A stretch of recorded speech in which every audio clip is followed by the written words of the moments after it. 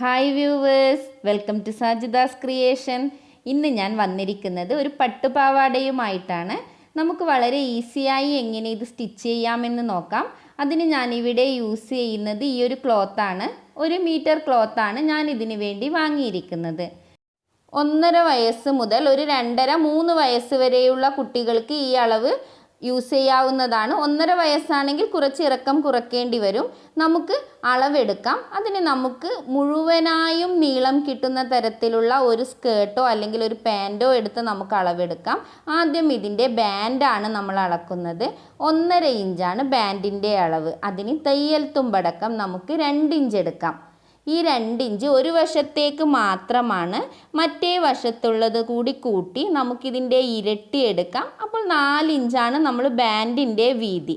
Front പോർഷനും അതിൻ്റെ back പോർഷനും സ്റ്റിച്ചിങ്ങും ഒക്കെ അടക്കമാണ് നമ്മൾ ബാൻഡിന് 4 ഇഞ്ച് എടുക്കുന്നത്. അത്ര തന്നെ ബാൻഡ് മതിയാകും. ഇനി നമുക്ക് ബാൻഡിൻ്റെ വീതി അളക്കാം. ഈ ഒരു വീതി കറക്റ്റായിരിക്കണം.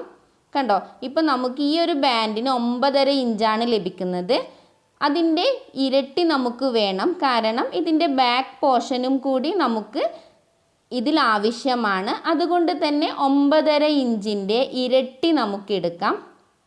കണ്ടോ, 9.5 ഇഞ്ചിൻ്റെ ഇരട്ടി 19 ഇഞ്ചാണ്.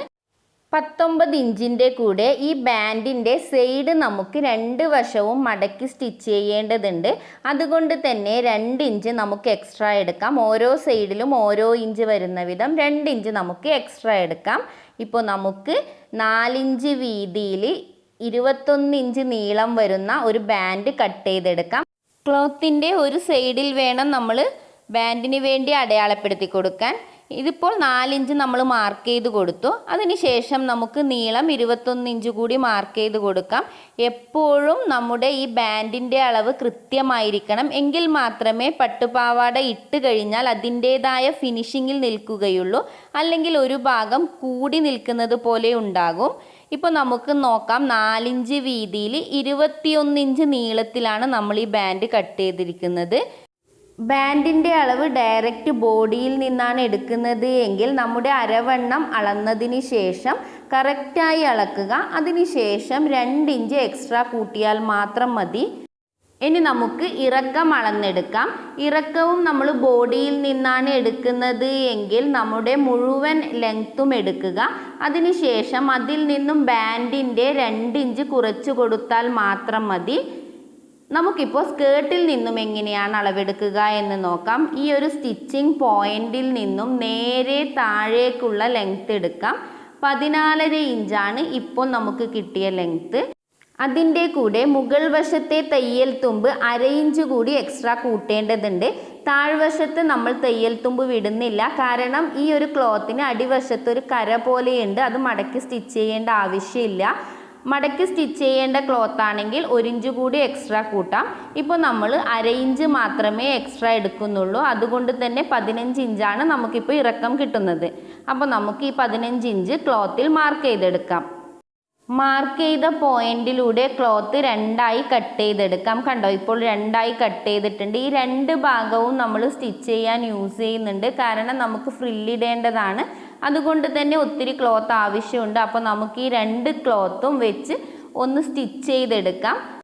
ഇതുപോലെ നമുക്ക് 2 ക്ലോത്തും വെച്ച് ആ ഒരു സൈഡ് സ്റ്റിച്ച് ചെയ്തെടുക്കാം. ഇപ്പോൾ ഞാൻ സ്റ്റിച്ച് ചെയ്തെടുത്തിട്ടുണ്ട്.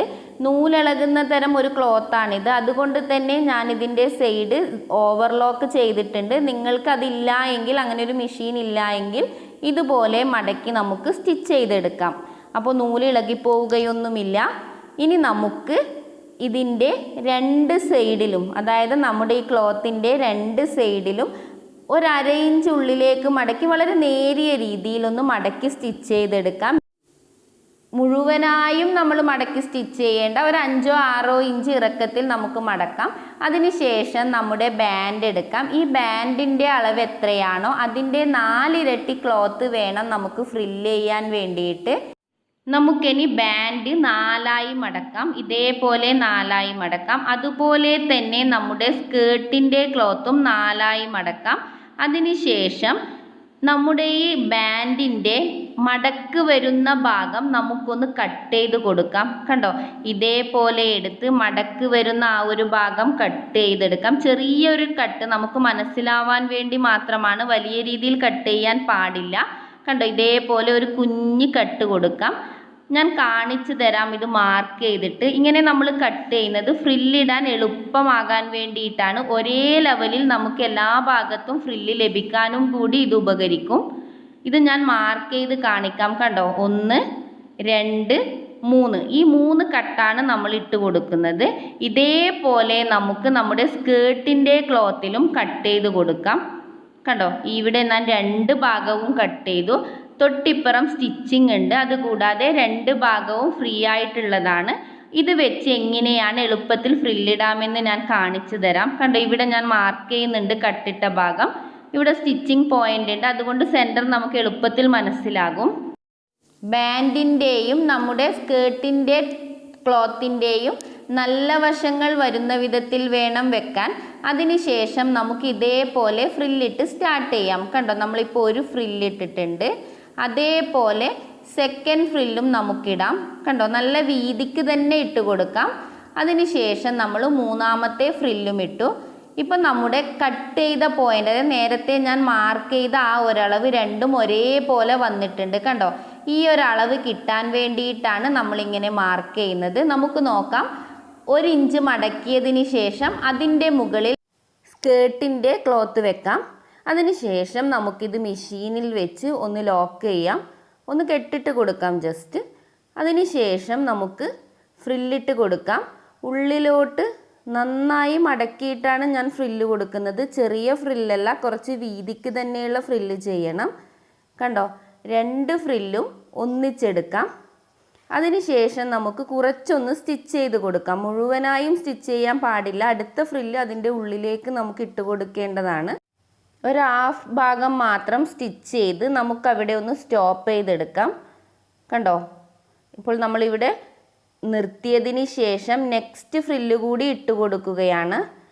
ഈ ഒരു മെത്തേഡിൽ നമുക്ക് മുഴുവൻ സ്കേർട്ടും ഫ്രില്ലിട്ടെടുക്കാം. നിങ്ങൾക്കിപ്പം കാണാൻ ഞാൻ സെൻറ്റർ പോയിന്റിലാണ് എത്തിയിരിക്കുന്നത് ഫ്രില്ലിട്ടിട്ട്. അപ്പോൾ നമ്മൾ നേരത്തെ സ്റ്റിച്ചിങ് പോയിൻ്റാണ് സെൻറ്ററിൽ മാർക്ക് ചെയ്തത്. അതും നമ്മൾ ബാൻഡിൽ മാർക്ക് ചെയ്ത പോയിന്റും ഒരേപോലെ വന്നിട്ടുണ്ട്. ഞാനിവിടെ ടക്കിടുമ്പോൾ നേരത്തെ പറഞ്ഞു നമ്മൾ കട്ട് ചെയ്തെടുക്കുന്നത് ഈക്വൽ ആയിട്ട് എല്ലാ പോയിന്റിലും ഒരേപോലെ ഫ്രില്ല് വരാൻ വേണ്ടിയിട്ടാണ്.